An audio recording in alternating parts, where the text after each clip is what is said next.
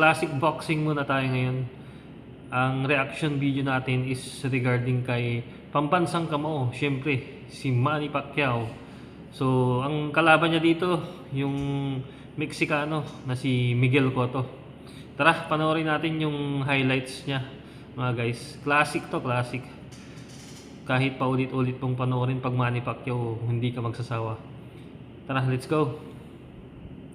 Pacquiao's head back, pivot it, and still knock you out an inch with any punch from strange angles. Yeah, but already you can see advantage to Cotto, but he's beating him right now with the jab. Body shot by Cotto, or excuse me, by Pacquiao. Left hand body shot. Cotto ducking and slipping, and now tries to get a body shot in on Pacquiao. Cotto is just as Round 1, bagbagan na agad eh. Talagang paspasan na eh. Yan, ganyan kaganda pag nanonood ka ng classic boxing tulad ni Manny Pacquiao, yung ating pambansang kamao. Inside by the time Pacquiao got it. Yeah, but left to the body by Cotto. Now Pacquiao. Three-punch combination, Pacquiao. There's the speed advantage for Pacquiao. Cotto will keep going there anyway. Good left hook by Miguel Cotto. Cotto just physically got bigger again. Now Pacquiao starting to. He's going to punch so far, and he's going to see if Pacquiao can take his stuff. Pacquiao hits Cotto with a hard left hand, and another, and another. But Cotto can take the punch. He's not being knocked back. Good body shot by Cotto. Got being slugging with him. Plus the... Pag Manny Pacquiao talaga, mapapaangat ka sa inuupuan mo eh. Talagang matutuwa ka talaga pag siya yung lumalaban. Walang masasayang na rounds eh, mga guys eh. Round 3 na. Work gets him into position to land. He bounces out his shots. Very good. Was rushing in. And he landed a little right hook in there. Follows up by knocking. One down, Miguel Cotto. Pacquiao beating Cotto to the punch now. No blood. 3 hard body shots or stops throwing. Cotto lands his jab. When Pacquiao throws, Cotto goes into a little shell because of all the speed he sees. That's Manny's rhythm to go in and out. Left hook counter by Cotto landed. We've seen Cotto in these situations before, and he comes back. Pacquiao getting hit in recent fights. Uppercut snaps Pacquiao's head back. Remember, great reflexes and time and weight to see is that very few fighters can see. That's why there's a power punch. So round 4 na, round 3, intense na. Gumagapang na si Miguel Cotto sa luna eh. Round 4 na tayo guys. Cotto, but he got knocked down. It was one of those perfectly timed punches which Manny is known for. Flurry of punches for Pacquiao. Pacquiao gets the ropes. Freddie Roach thinks this is a very bad idea. Cotto pounding away. At this point, he's catching every punch that Cotto throws. Well, the reason he's taking a breather, bigger, but they're not known for being physical. He may have gone to the ropes to let Cotto throw, thinking he could do something big. Now it's Cotto who's back his left hook, and he punches. Times 2. The left hand that caused the knockdown. The right hook helped. Ano yun? Left hook daw, left hook. Na parang uppercut. Tinamaan siya dun, umangat siya. Guys, tingnan natin. But the left landed right on the jaw. Punching it from all angles. The right hand does not have the striking power, whereas Manny comes from all angles with power. Punch ahead! Punch ahead! Bring him up! Bring him up! Snaps Pacquiao's head up again. Pacquiao was stunned with a late knockdown. Here again, he's winning the round, I believe. From that second knockdown, and even though he's doing good, he still seems to be a little bit on shaky legs. Round 5, cut out na naman si Miguel Cotto. Dalawang beses na guys oh. Pacquiao faces.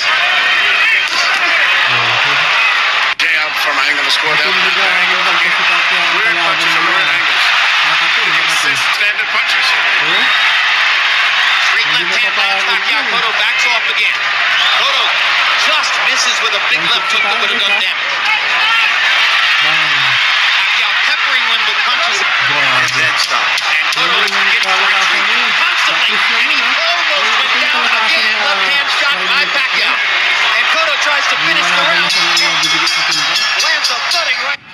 Round 6. Tingnan nyo naman guys, round 6 pa lang, grabe na yung hiyawan ng tao sa dyan sa MGM ba yan? Kung MGM Arena ba yan? So grabe.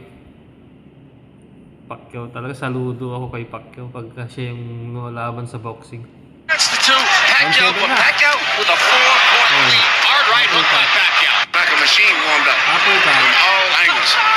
Lumaban ka rin sa Armstrong and Henry Armstrong. Well, Armstrong is a to me, Armstrong was a volume puncher. He wasn't a knockout puncher. They hit him with a draw. Controversial draw when he called credibility time. Against a Filipino fighter named Tas, Seferino. yung uso ni Cotto dito mga guys, talagang duguan na yung bunganga niya talaga. Grabe ng punishment ang natamo niya kay Pacquiao. Tuloy natin. Garcia. Madison Square Garden.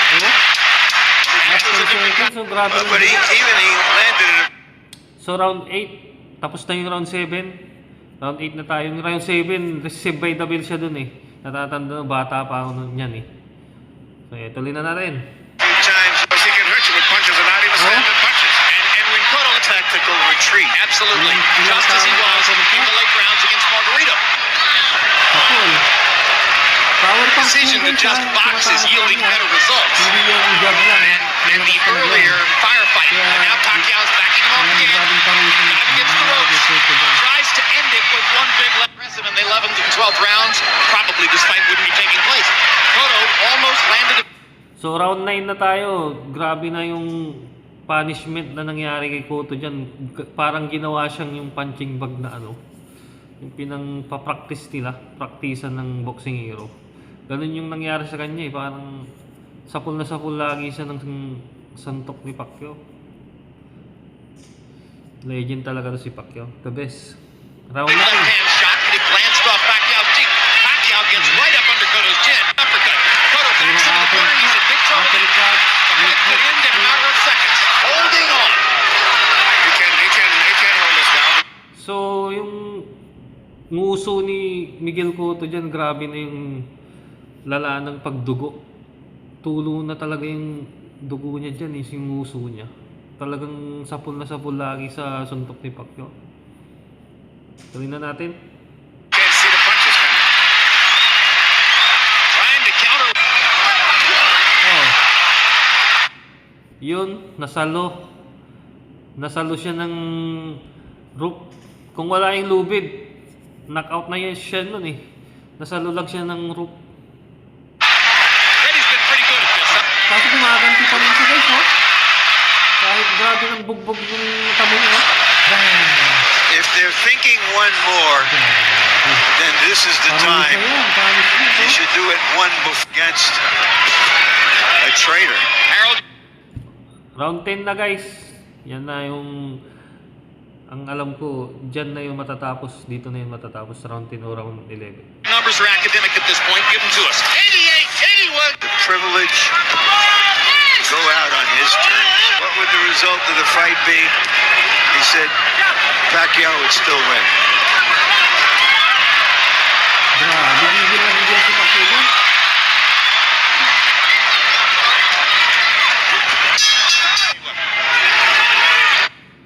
So, round 10, favor kay Pacquiao lahat ng puntos ng scorecard. Lain ng lamang. Round 11.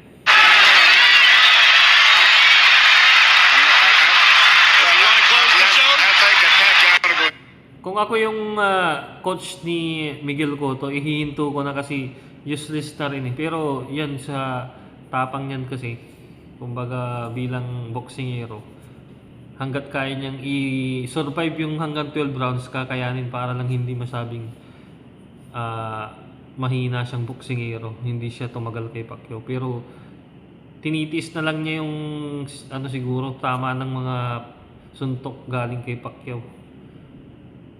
Pacquiao is looking for KO 11 right here. Cotto still fighting. We're clowning some fight. So you have to doubt he'll ever be So ready. round 12, inabot na siya ng round 12. Grabe yung punishment na kami niya.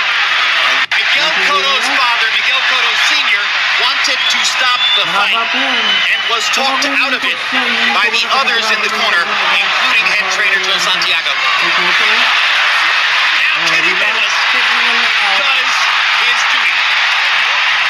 So, yung referee na yung nagpahinto kasi grabe na pwede siyang ma-aksidente dyan, pwedeng ikapahamak niya yan kasi nga sa sobrang dami ng suntok na power punch na tumatama sa ulo niya. Pwede siyang mamatay, pwede rin siyang mabulag. Ganun. Tapos yung dugo sa niya, nguso niya, sa mata niya, halos lahat duguan na eh. So talagang yung kamao ni Pacquiao talagang power puncher talaga tong pambansang kamao natin na to. Iba talaga yung lakas niya, lakas ng suntok niya. Kumpara mo sa ibang mga kasabayan niya, hindi naman ganyan na talagang durog yung mukha ng nakakalaban eh. Yung iba pa nga, malinis pa nga, walang halos swelling lang ang meron. Pero yung ganyan, yung talagang cut, tapos yung mga sugat, putok ang uso, kakaiba to si Pacquiao eh. So yan, celebration. WBO welterweight champion, the fighting pride of the Philippines, Manny Pambansang kamao talaga.